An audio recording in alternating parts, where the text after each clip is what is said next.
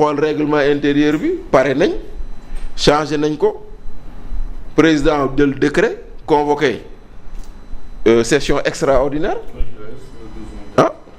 pour ñu ne le 13 dañuy dem defi nu mu tuddati DPG waaw. le 12 mu xëy la xëy mu tas assemblée bi pour le plaisir du premier ministre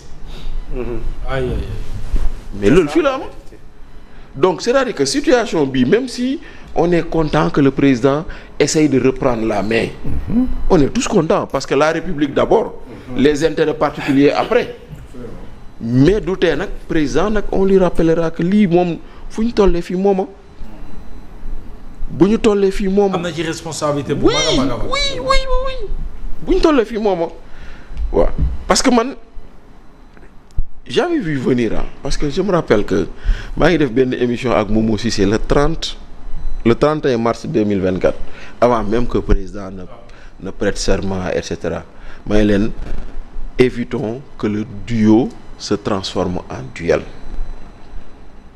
maanaam leen ñaari position moo am soit tu as le pouvoir ou tu as les honneurs.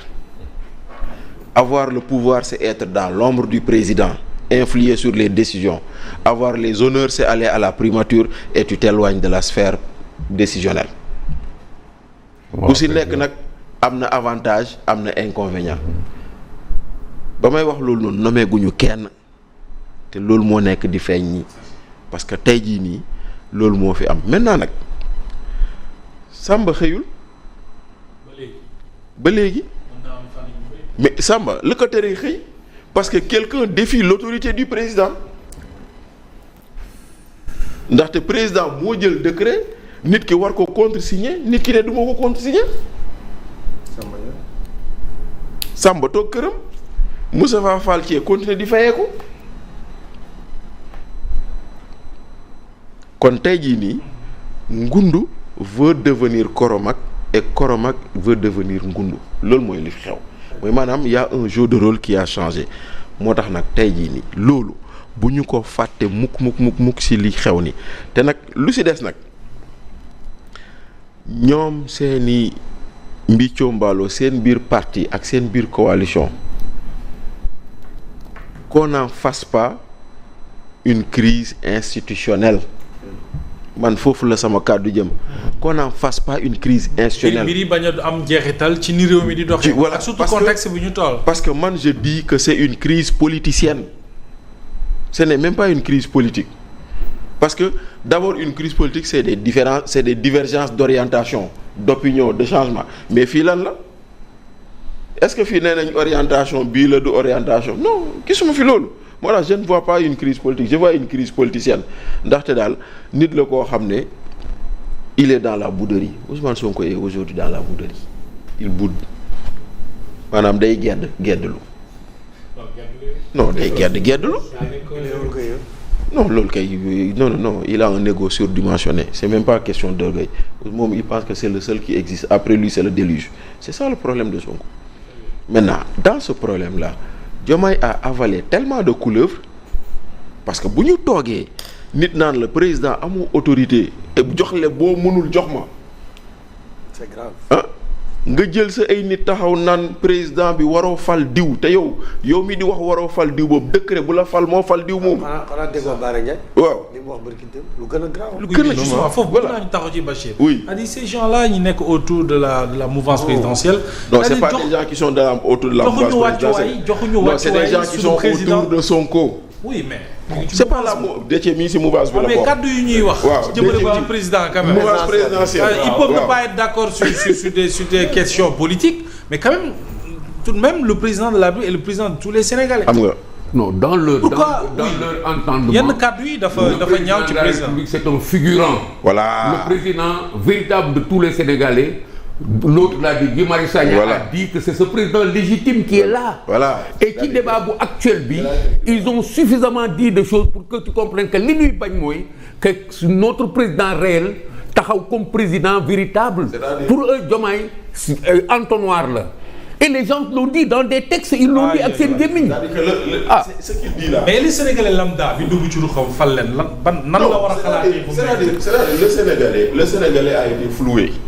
Le Sénégalais lambda il a été floué parce que am na koo xam ne voté lul Diomaye Déthié mii la xam mu ne dama wér Déthié fu mu ne fa lay dem voté am na koo xam ne danaan commissaire Keita fu mu ne fa lay dem voté maintenant après ñooñu lañ leen jaayoon loo xam ne dañoo jàppoon ni xëy na loolu moo tax maintenant xam nga tey jii nii ñii nga xam ne dañoo ŋànk yëf yi nekk ci tey suba gannaaw suba dégg naa fu mu toll nii ñaari moom mooy seen kàddu ñiy topp coow li uf alhamdulilah salaamaaleykum nga dégg ñu ne uf déggoo nañ alhamdulilah amul mais y a déjà une cassure.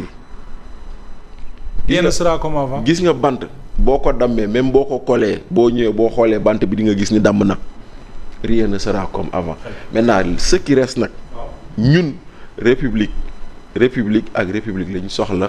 lu taxaw te la république nag c'est pas Diomaye c'est au-dessus de Diomaye maintenant président de la république moom moo war a incarner loolu moo war a incarner loolu te j'espère qu'il le fera et j'espère qu'il le fera d'ailleurs trondoom ñëw na fi dina président de la république qui est aux États-Unis université Dakar bi maison de l'université la wàcc bëri na ñoo xam ne ñi mu ngi leen doon recevoir ci loolu parce que il va falloir que les gens taxaw ça am na solo Amar maintenant c'est l'État qui est debout ce n'est plus Diomaye dafay toll benn moment commissaire wax na ko mais dafa am fu mu yem réew dina toll foo xamante ne maintenant c'est l'État qui est debout te léegi c'est l'État qui est debout ce n'est plus Diomaye et quand l'État est debout Diomaye est derrière et l'État c'est un ensemble boo déggee UMS ne la bind président wax ak moom c'est l'État mais ñoom nga gis ñu def communiqué am na ñoom du ñu def communiqué parce que du seen rôle du communiqué mais toll nañ foo xamante ni ci réew mi pour éviter ce dérapage là mu egg à un niveau c'est l'État qui sera debout c'est comme du temps où Macky était au pouvoir réew mi am fu mu toll ce n'est plus le Macky c'est l'État qui sera debout. L'État qui se met en position. et maintenant fi ñu jëm nii ñoom nañ ko xam ñoom Pastef le premier ministre na ko xam Diomaye n'est plus lui. Diomaye incarne l'État. Diomaye incarne l'État et l'État qui sera debout maintenant pour sauver la République et pour sauver ce pays.